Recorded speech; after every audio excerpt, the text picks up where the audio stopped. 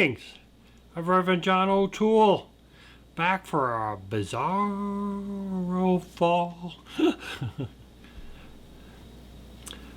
Fall melody of applesauce. Oh, actually the name of this video is Apples Everywhere, or Everywhere Apples, or Apples Everywhere Apples. Apples, everywhere apples. Apples! But before I begin this video, I want to share with you a disclaimer.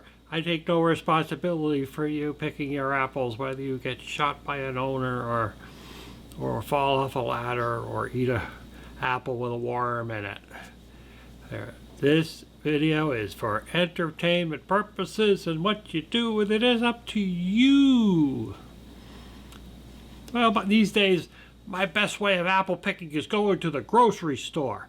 But those apples have been sitting in a warehouse for a year because it is September and they're picking apples now. So unless you're lucky enough to get a fresh batch, how do you know it's fresh? Because it's in a little paper bag and it says fresh apples, you don't know where they've been. They store them, though, although they store them in refrigerated warehouses in ways that they can stay cool and crisp and fresh. But do they? There is a question about that. I'm just asking questions.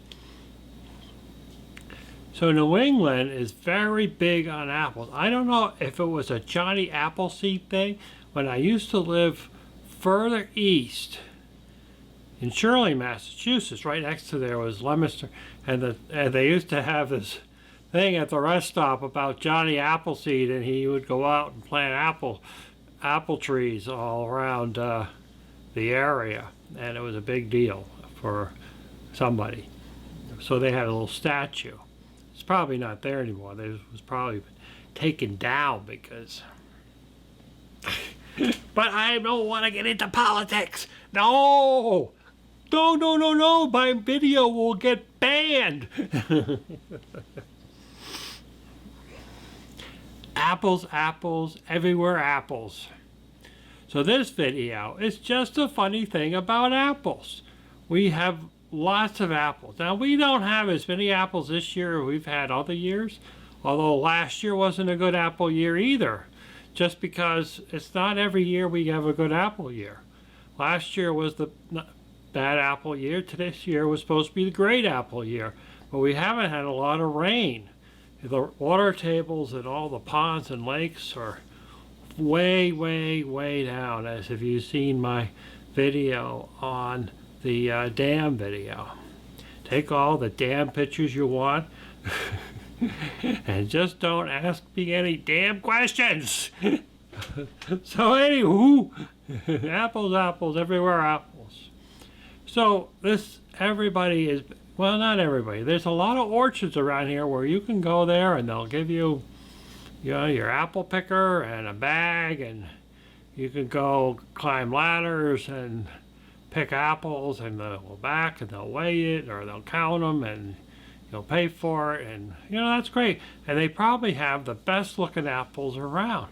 But there are also many trees that are abandoned, that people used to have apple orchards in their yards or in their fields all across the area, and now they're just left by the sideways.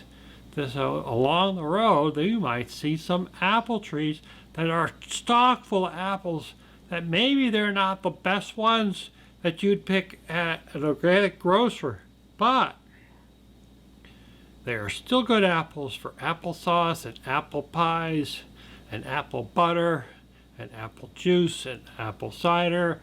And what was that? Apple Jack. We can't forget Apple Jack. Just saying.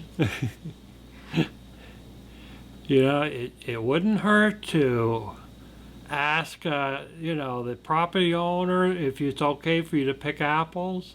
And a lot of people, they don't really pick the apples. If you watch a tree year after year the apples, they fall to the ground, it's a mess for them.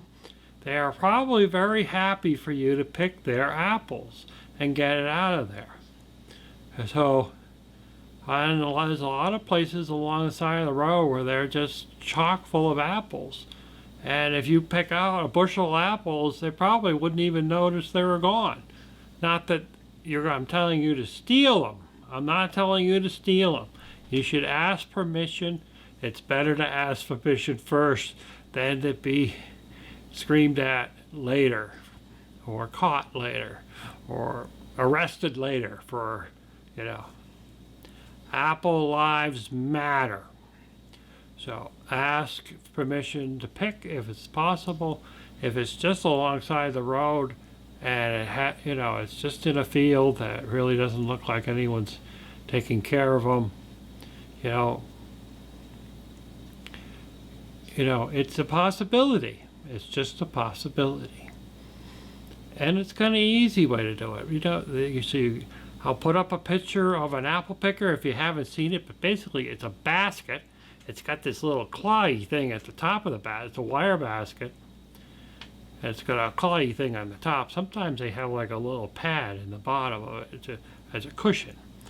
It screws onto a post like a broomstick or a paint roller stick, or you can get one of those telescoping poles that can go up even higher, and you just go up and you grab the apple and you pull on it, and of course it pops the stem off the branch, and you bring it down and you put it into your bag and you do it again, or the basket. It's actually, they have similar ones. You've seen the ones for cranberries. Everybody's seen the ones for cranberries. It's a scoop with claws on it, and they scoop the cranberries off of the branches. They have similar ones for blueberries and other berries, so that you don't have to sit there and pick one by one. But for apples and pears and peaches and apricots and those kind of things, you need this apple picker. Or you get up on a ladder and you just pick one. But if you're going to like abandoned trees, you're probably not going to want to haul a ladder off your car and climb up that way. You just use a apple picker. So apples, everywhere apples. This video is showing you apples. All kinds of pictures of apples. We'll play some nice music. Go out and enjoy it. Foliage. I saw this thing on Facebook saying that North Adams is the best place to see the foliage. My best place is on my back porch. Not giving you guys an invitation to come over and see my foliage on my back porch. I kind of like the solitude too. Very few people enjoy my back porch. So nature is changing into fall. By the way, it's a good idea to have at least 2 weeks of food storage and supplies in your house. A way to have fresh water, either buy bottled water or have a way to get water. There's a lot of good kits out there for dehydrated foods. You might want to look into the area of Utah, that area up there where the Mormons live, and they know the science behind storing foods for long periods of time, and there's websites up there that have variable kits on it. There are all kinds of kits. Now it's the big thing is to do food court, but you've got to look at food quality, the sodium that they use, how much sodium they use to preserve the food, because you can't be on a diet of massively high dosages of sodium, even if you want to. And if you really want to, then you buy high sodium stuff. But stuff that's vegetables and grains and all that other stuff, you want to have a low sodium. So you got to look at the ingredients and see how they're preserving it. Are they preserving it using the high-tech ways, or they're preserving it the cheap ways and using preservatives to maintain the quality? Those kits are really good because they're 10, 15 years out. They might even last longer. And you could just put them into a plastic bin. Some of the kits I like, they come in a plastic bin, and all you got to do is slide that thing into your closet and put the boots on top of it and the blankets, and nobody will know it's there except for you. Otherwise, you're going to go home and you realize your kids have been eating all the macaroni and cheese, which seems to be the really big popular item. A lot of people complain, oh yeah, I got one of those kits at home, but my kids keep eating it. It's better than the stuff in the blue box. So you should have at least 2 weeks. You really should think about a month. You go to the grocery store to buy a can of beans, buy 2 bags. Or 2 cans. Or 2 cans of soup. Or 4 cans of soup. Take a closet. Just put supplies in the back of... Yeah, it's prepping. Prepping is not a bad word anymore. Did you remember? The toilet paper was cleared out. You couldn't buy toilet paper for $50 a roll. Well, actually, you could buy toilet paper for $50 a roll, and it was a crime. It doesn't hurt to have some storage of food. In the old days, way back in the old days, when I was a little kid, if you can believe me, as a little kid, my aunts and, grandparents and all them, they would have a closet of pantry food. They would have a basement of canned food. And wine, of course. You gotta have wine. They'd have, jellies and jams and, gilly beans and, all those things. They would have them stored off. And they would take that and stock up the food so that down the road in the wintertime, when there's not much in the cupboard, or you can't get to the grocery store, at least you can open up a can of something, or there's stuff in the freezer that you could make something up. If you put all your bits and pieces into that freezer and the power goes off, you're going to be having a party. But, it's things to think about. Maybe keep some pasta in the house, some extra pasta, Those kind of things. Think about yourself like, if you just had to get by, maybe some extra cans of tuna fish and, some extra jars of mayonnaise. If you can't eat tuna fish without mayonnaise, you better have more mayonnaise in the house. Because if you have 40 cans of tuna fish and 1 jar of mayonnaise, you got a problem. Lots of videos out there about storing food and what they suggest you carry and what, beans. You can do canned beans. They're high in sodium. My problem is sodium. Sodium and potassium, the things I have to go with. So a lot of things that I used to eat, I can't eat now. Vegetables, canned vegetables, usually have no nutrition value left to them because they've been boiled out of them. Now, but beans, for example, like kidney beans and lima beans and the little white ones, pinto beans, and the ones they any rate, those kind of things, they are high in sodium because they've cooked them in sodium, but they maintain their nutritional value. It's better to have the dry ones, and then all you got to do is soak them and then cook them and then make your dish with them. And rice, brown rice or white rice. This isn't apples everywhere, but hey, when you get me, you'll get the whole thing, the whole picture. And it's important to have stuff. If you have stuff, non-perishable stuff, stuffed in the back of your closet, and nothing happens this winter, the stuff's in the back of your closet. You got to say, well, let's throw it away. You have it in the back of your closet. It's all, you don't want to store it in containers that are going to get eaten by mice, even though you know for sure you don't have a single mouse in your house. Because it seems like everybody has a mouse in the house as soon as you put some goodies out for them. So when you store stuff into your closet, put them into, plastic containers or jars. Mason jars, you can get mason jars at the hardware store. You can get them at Target. You can get them at Walmart. You can get them online. Easy to get mason jars, and you can store stuff in your mason jar, and they won't be bothered by little mice or anything else for that matter. You can get these little these little oxygen absorbers. They have them for jars. They're really small.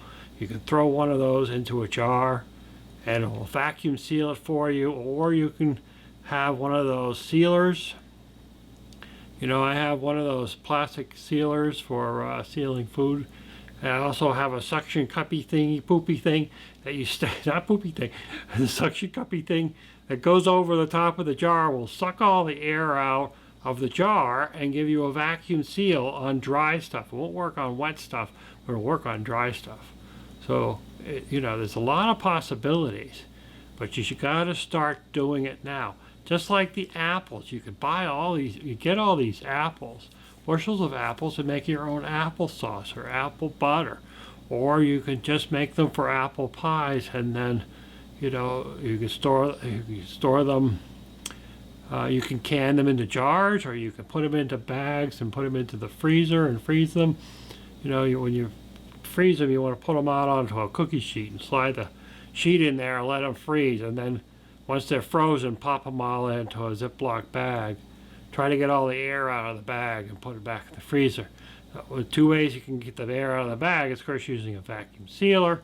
Or you can also do is, if you have a big vat of water, you can dip the whole bag down into that water until just at the top of the water is a Ziploc, and you can Ziploc that, and it'll have minimal air in the bag.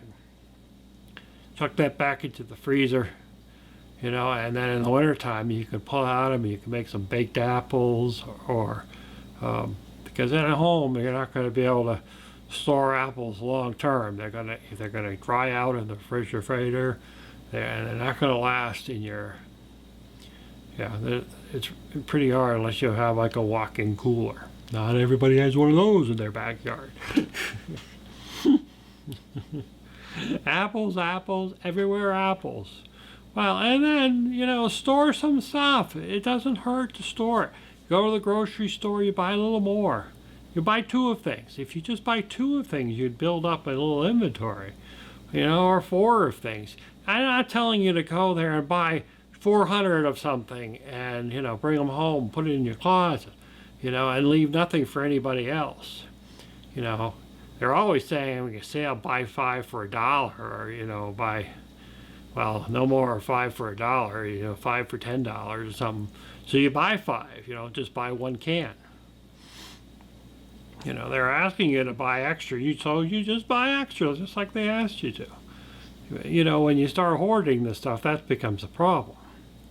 If you try to pre-plan out, say, well, what can I stock up on this time around? When you go there, you stock up on certain things. What are you going to do for protein if you don't have access to fresh protein, fresh eggs or something? So you look at possibilities that you can do something else. This is just part of sensible survival. If you're living in the city, what are you going to do when the grocery store is closed? What are you going to do? You have two choices. You can figure out what you can do to sustain yourself as long as possible on your own, or you can stand in line when the National Guard comes in and brings you a bag of rice and a couple of bottles of water and maybe some beans, or, so you kind of get the picture. Or, of course, you can go out with a gun and steal from people.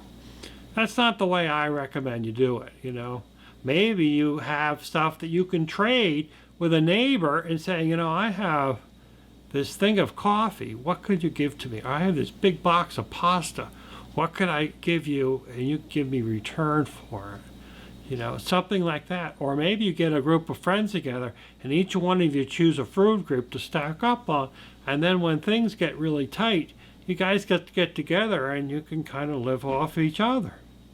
There's possibilities of community. This is about creating community. Picking apples is about, when you go to an orchard and you're in there with a bunch of other people and you're all picking apples. It's a community effort. When you start communicating with that apple tree, you're communicating directly with Mother Nature. And the fairies, there's lots of fairies around apple trees. You will see them if you truly believe. And I know some of you out there believe in fairies because I believe in you. Happy apple picking. Happy, happy, happy. Apples, apples, everywhere apples. Do do do do do. Do do do do. Do do do do do. Do do do do.